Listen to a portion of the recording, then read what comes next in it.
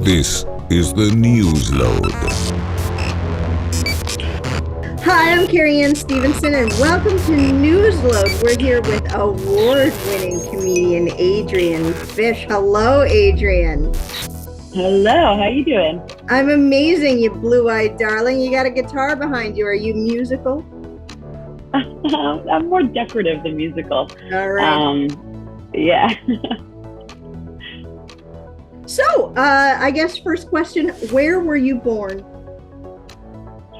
I was Toronto born and raised. Mount Sinai Hospital, to be a little more specific. But yeah, this is where I was born. I grew up in North York, moved out east for a bit, came back, and here I am. Now I live in the West End. Out east, so like Nova Scotia or? Yeah. I went to school in Halifax, so I went to school.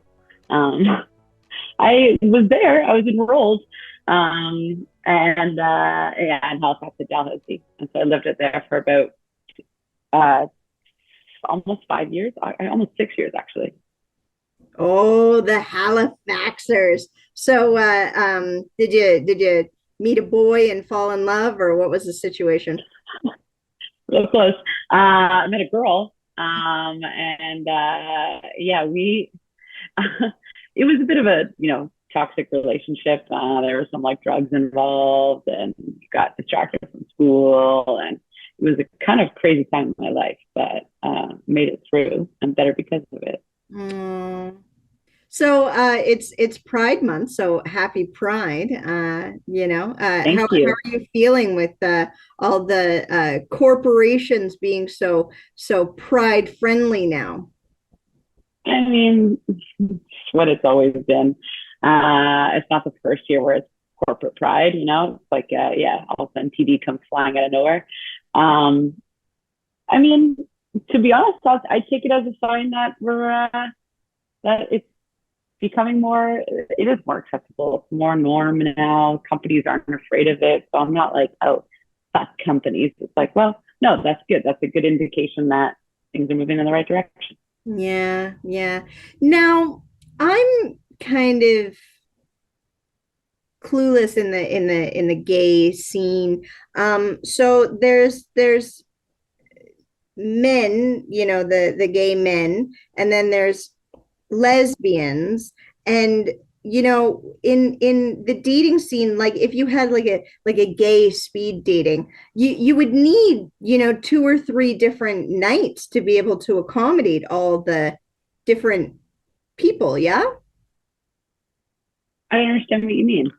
Okay, so I run a speed dating event, and if I wanted to do a gay speed dating, it would have to be 2 or 3 different nights to be able to hook up with, if people wanted to date drag queens, for instance, and then if they wanted to date lesbians, and male, gay night kind of thing. So you're saying a queer dating scene is different than a straight dating scene. Yes, absolutely. A queer dating scene, but I mean, it's got to be very, frustrating to have you all put into one, queer bubble, because there's so many different categories. I don't really see it that way. I mean, frustrating how? I like being part of the queer community. I like that it's diverse. I like that there's lots. It's queer just essentially means not conventional, right? So I like being part of the non-conventional ways. I think that it's more open, more progressive, more accepting. So I don't feel frustrated by it. No. That's good. Do you date bisexuals? I am fluid myself. To be honest, so is everyone. Let's be here, right? Everyone's got their percentage. Some people are, one end of the spectrum where they're 99% into men and 1% into women. If you're talking a female here, and some people are 50-50 and some people are 75-25. My preference is women. That's why I tend to date women. But I've never been opposed to a dude. It's just got to be the right kind of guy. Right now, I'm currently seeing a woman, so that's who I'm with. But yeah, I think everyone's kind of fluid to a degree. Some people would just kiss a boy, and some people would make out, and some people would go all the way and have a relationship. Well, there's no argument that I consider myself straight, but in college, obsessed with my girlfriend's boobs. Yeah, well, there you go. I mean, you've got a percentage. Would you like maybe kiss a girl? Because I mean, you're 2%, Oh my God, I like, motorboated her. There was so much boob obsession. They were great boobs, you know? hey, there you go, man. You're a boobs kind of gal. Yeah, I think the labels of straight, gay, I think those actually are quite limiting. Everyone's probably pretty fluid to a degree, Yeah, right? yeah.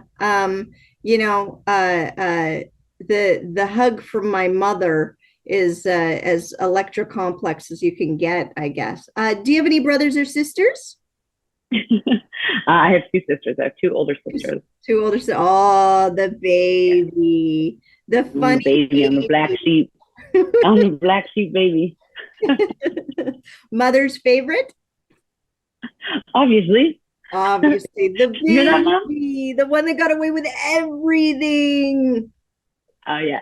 Yeah, this is the result of no consequences. I love it. I love it. And is your mom funny? My mom's hilarious. Actually, she did a set. Um, she My mom's incredible. She's an amazing woman. She's a immunologist, microbiologist. She's heavy in the sciences and was incredibly influential in her career. And she's also hilarious. She so there's a show called Parental Discretion, where your parent comes on with you and they do like a 5-minute set to start, and then you do a 7-minute set to close it out. And my mom did a set, and she roasted. She blew the roof off. Like, it was amazing. The story is, I went to her place on a Monday to help her with her set, being the good daughter that I am. She then was like, okay, we worked on it for like 2 hours. Then at the actual show on the Friday, she went on stage and kiboshed what we'd done. She totally and just started roasting me.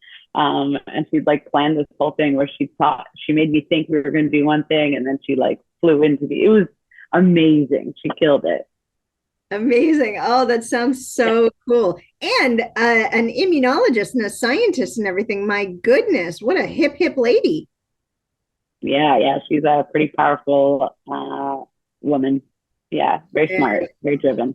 Very cool. And I do find comedy is such a, witty genius thing. So you must have gotten a lot of your sharp wit from your ma. I think from my mom, my dad, my sisters. I grew up in a household that was very British. So we had that kind of dry sort of wit bubbling around. Everyone, I feel like I was around a lot of humor in my life. Both my friends, but absolutely my family. Yeah. Do you have any extreme heckling situations in your comedy career? I don't really necessarily invite. My energy on stage isn't one that's too aggressive. So I don't tend to receive aggression. In terms of heckles, I might receive, someone who's actually just really into whatever I'm saying.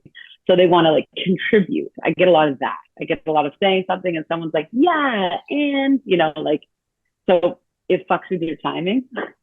But I also welcome it. I think that sometimes when audience members yell, my favorite thing to do is to interact with audience members, preferably when I'm the one instigating it. But sometimes an audience member will yell something during a show or during a joke, and it actually adds to it. So I wouldn't encourage it if you're going to comedy shows. Don't be like, yeah, I'm going to say a thing when the comedian didn't ask me to. But sometimes there are little comedy gold in there.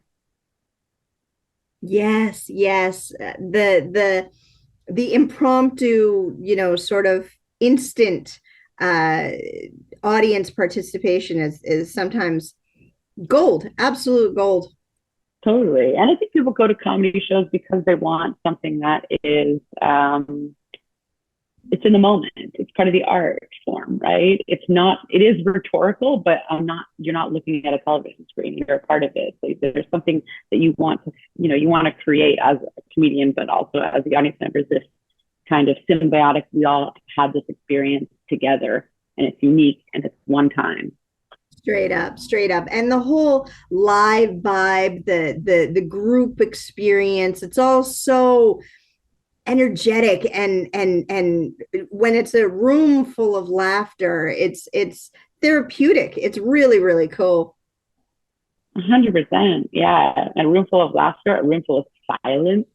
It's an art form that really welcomes all kinds of emotion, and raw emotion. And that's what's really cool about it too. Oh yeah, the crickets when you're bombing. Oh yeah. Oh yeah. Yeah, it's all part of it. You can't feel the joy of the laughter without feeling that depth of emptiness in the quiet. You have to feel both to fully experience both. It hurts. It hurts when it's only three people in the crowd. It hurts when it's dead silence. It hurts. I heard one comedian, the room was so quiet and you could hear in the back of the room somebody going, doing what? Like swallowing? no, just like a little tisk. Oh, Ooh. Oh yeah, man. Well, we've all been there. We've all being able been there, to hear that and from we'll all. across the room. Oh, it's so. Oh yeah. It is what it is, though, and that's the thing. You get through it, and that's also the interesting part. Is like, what is? You tend to start asking yourself, what was so devastating about that? Why are other people's rejection of me, why is that so painful? And you really look at those emotions. Why, and on the adverse, why are people's approval? Why does that feel good? What is that? Can I find it on my own? Do I need that? And the less you need the audience, the more they want to give you their approval, but also that's when you really step into your power. Absolutely, absolutely. Losing the ego and the arrogance and understanding that you're trying to entertain these people. You're trying to give them love and joy, and it's not about you. It's about what you can do for them. Yeah, but and I do agree with you there. And by the same token, I think it is about it is about you. People go to stand up because they want to know, people love looking at other human beings and how they live their lives. And sometimes it really connects because there's those little things that you think it's only you. And then you find out that, oh, it's also everyone. And that's laughter in it too. So it is, while I do think it's about, yes, I want to entertain an audience, what I really want them to do is learn about me, learn about my perspective, and hopefully that resonates with them. And, it's not about just dancing for the yes, it's more about like, hey, it's a philosophy and this is my way of life. And I want you to, and do you agree or do you disagree? Yeah. Do you have a favorite comedian that influences you? I mean, George Carlin has been the reason I got into comedy. He's that's the type of stand-up that I would love to be able to, the direction at least that I would love to be able to go in or be in. That kind of philosophical comedy is, I goddamn love it. And so similarly, I know it's controversial, but Louis C.K. is also a massive influence. Oh, Louis C.K. Oops. Hey, it is what it is. She's an incredible comedian. And has some interesting philosophical, the same kind of ways that George Carlin did, which is that he takes an idea of the way we live our lives, the way society is structured, and he like throws it right back at you and is like, isn't this fucking ridiculous. And I love that. Absolutely. It's just George Carlin didn't, whack it in front of a waitress. It's what? It's George Carlin what? George Carlin didn't whack it in front of a waitress. That is true as well. Louis C.K. It's a great segue to discuss cancel culture and the whole Me Too movement and such. Has it influenced you or any of your friends? Yeah, I mean, I think cancel culture is bullshit. I don't think there should be any. I don't think there's. I just lock them up, throw away the key mentality is what is dangerous. So while the Me Too movement, of course, is incredible in the sense that it's opened up conversation around sexual harassment and uncomfortability, and specifically for women, we want to be careful that the pendulum doesn't swing too far one way, where it's like, and now lock them up, take them out, they're never allowed to walk the surface of the earth again. That's also equally as damaging. What we're trying to get rid of is the masculinity. Absolutely. I'm mortified to hear that, you can get a $10,000 fine and possibly, 6 months in jail for offending someone. Are you fucking kidding me here?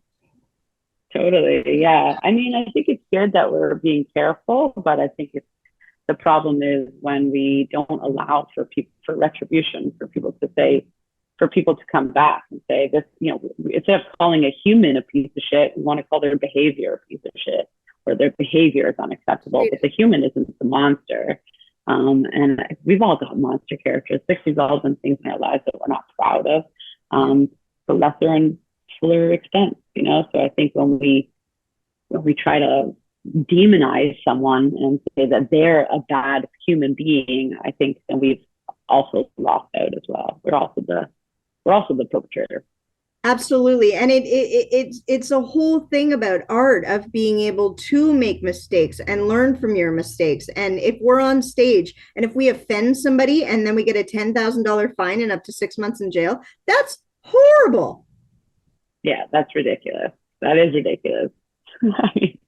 The biggest thing that you can do as an audience member, if you are offended, is not laugh. Like that cuts, So like, the people,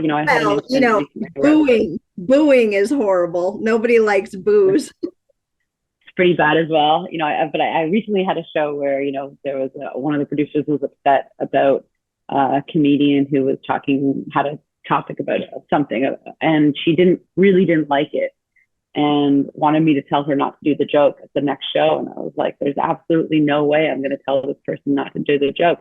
If it's blatant hate speech, that's one thing. Okay. But I mean, you can't censor a comic. You just can't. Otherwise you've taken away a huge part of the art form. What you can do is not support them. Yeah. Don't book them. Don't laugh. Absolutely. But don't cancel. Don't book them. Don't laugh. Oh my God. It's so damaging. So damaging. And then it closes the conversation as well. Because, with comedy, the edit is right there. If they're not laughing, then, maybe the comic needs to review, like that joke and edit themselves kind of thing. But, having, one lady going like, oh, my son was in a car accident, so you are no longer welcome to perform. It's like, well, car accidents happen every day. And just because you lost your son, it's not, able to censor the whole job. But anyway.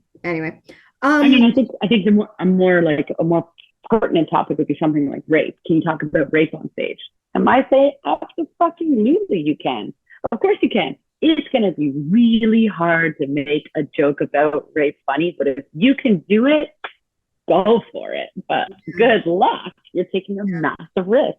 So it better be a really interesting angle. And if it's not, it's a huge bomb. So I really like Andrew Jesselnick's joke about the Tears in Heaven, Eric Clapton joke about how it breaks down, like you have to know who Eric Clapton is. You have to understand the Tears in Heaven, story, and his son falling out of a window, and the whole joke. And it's so dark, and but it's funny. Yeah, dark is funny. Yeah. Is there anything you want Newsload audience to know about upcoming shows? Check out your website, Sure. your Insta. What's up? I guess the big show coming up is on September 22nd and September 25th. I'm going to be part of Just for Laughs in Toronto. There'll be 2 shows that I'm doing, the 22nd and the 25th. So if you're interested in coming to hang out with me and check me out, then those would be the times to do it. Fabulous. Just for Laughs. Good for you. That's great. Thanks. Yeah, I'm pretty stoked about it. Well, I scoped out your website. You're a blue-eyed beauty with big hair and big laughs, and I absolutely adore you. Thank you so much for your time. And if you could just do one more thing, if you don't mind.